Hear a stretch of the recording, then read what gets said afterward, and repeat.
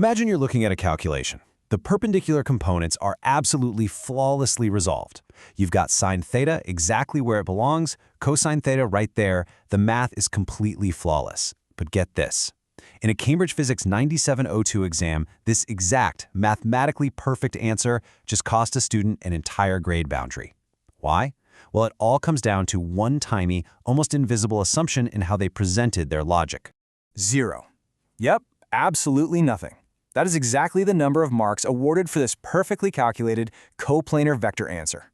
I know, we need to dive into this right away, because it sounds incredibly harsh, doesn't it? I mean, your math is correct, you've totally done the heavy lifting, but the examiner still gives you a 0.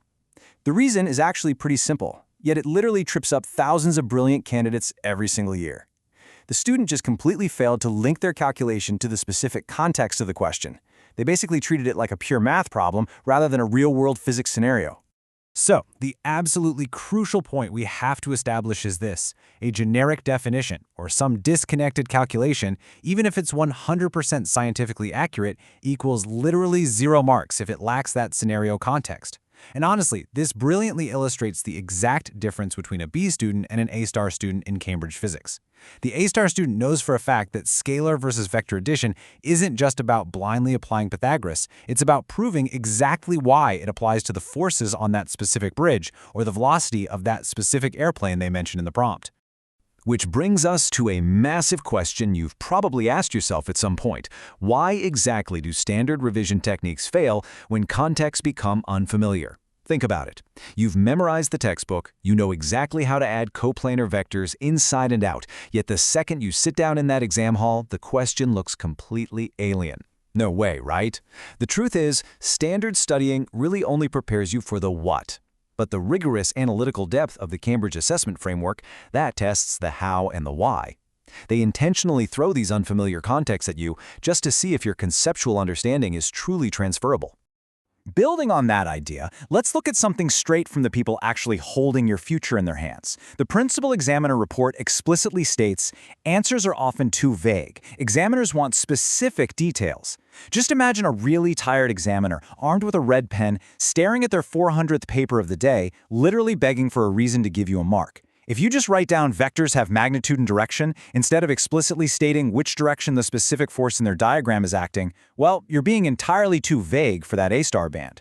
In fact, when we break down those examiner reports, it reveals 3 incredibly painful, yet totally avoidable learner mistakes. First, as we literally just saw, answers are way too vague. Second, students are constantly forgetting to check their format and presentation.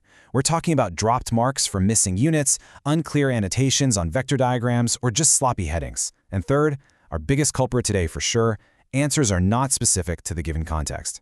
Listen, if you take away absolutely anything from this explainer today, remember that your physics knowledge must always anchor to the physical reality of the question prompt. Now, in just a moment, I'm going to show you the exact examiner clue that changes your vector addition answer completely. It's a real game changer. But first, you absolutely need the framework that makes that clue obvious in the first place. Because honestly, without this underlying framework, you'll just be guessing what the examiner wants to see on the page. And we definitely don't want that. Enter what we call the method mark strategy. Notice the procedural framework we're laying out here. It shows how marks are actually awarded out there in the real world.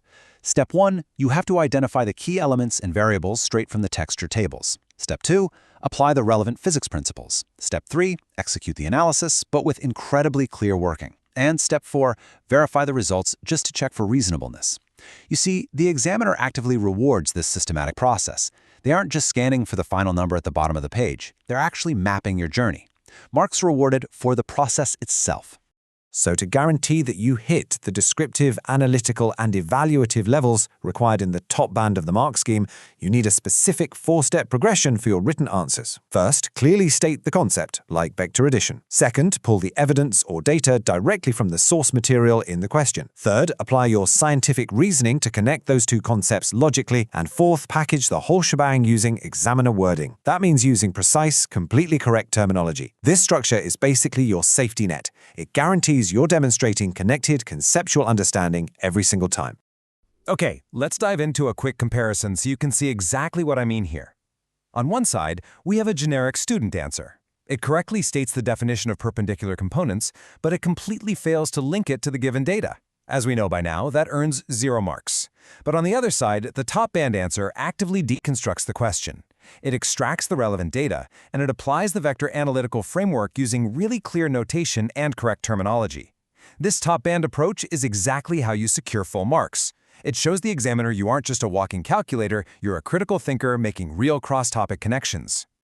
All right, I want you to play the role of the examiner for a second. Go ahead and pause this explainer right now. Take a close look at the vector addition scenario we have here and try to spot the fatal flaw.